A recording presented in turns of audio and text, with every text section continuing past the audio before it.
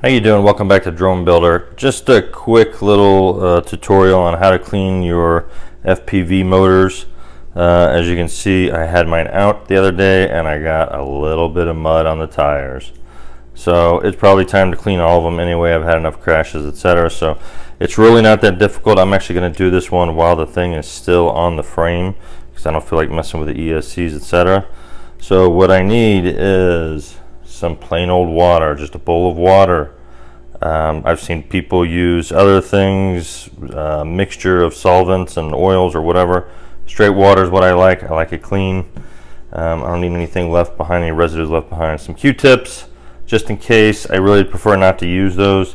If I can get a lint-free cloth and get in there and get some of the gunk out. And finally, for the coils on the motor itself, a brand new toothbrush. Brand new. I don't want any toothpaste or anything going into my motors. So with that being said, let's go ahead and look at the bottom of this. This is the one with the mud on the tires here. So when we look at that, you can see the little, what I would call a C-clip. Others might, so you see it right there. See the two prongs? I've got to separate those and get them off. Some of them will just have a straight, what I would call an E-clip. Other people call it a C-clip. But so with these, you're just going to pop this off of here using probably the tiniest screwdriver or flathead screwdriver you can find. That you can get in between the little space on the clip and the shaft of the motor. And this might not be the one. Yeah, get just a corner, there you go.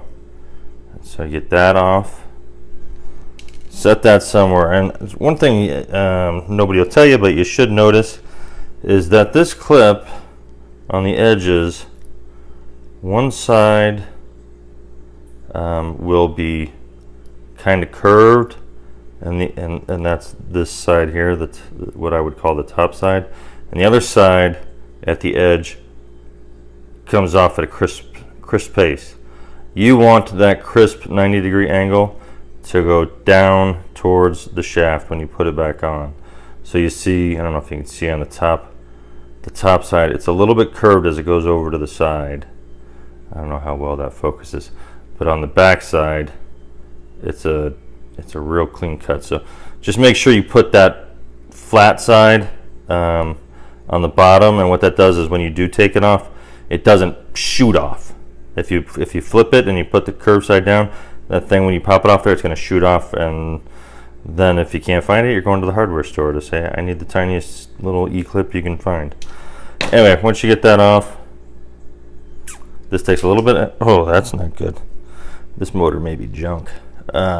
This pops off of here, and you've got the magnets here and the coils here, and that's how your motors work. And what I typically do is I'll just take this and drop it in, let it soak for a little bit. Then I'm going to take my toothbrush and I'm going to get it just a little bit wet, and then I want to scrape off these coils as much as I can. Just get a little bit wet. And then I'm actually going to just dip this in here just for a second. Just for a second. Don't worry, we're going to let these dry out nice and good before we try to run this thing again. And then I will take my lint-free cloth and just clean it up as much as I can. I want to make sure I don't rip the cloth and leave anything in there, but just trying to soak up the water and flick off any dirt that we might have. That's loose. The problem is when dirt gets wet, it turns to mud, and there you have it. Hopefully that's not bad. I'll leave that to dry probably overnight,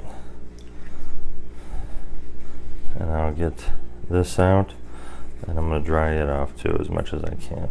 And this is where, because the angle down in there, I can't get my fat fingers down in there, so I'll take a Q-tip.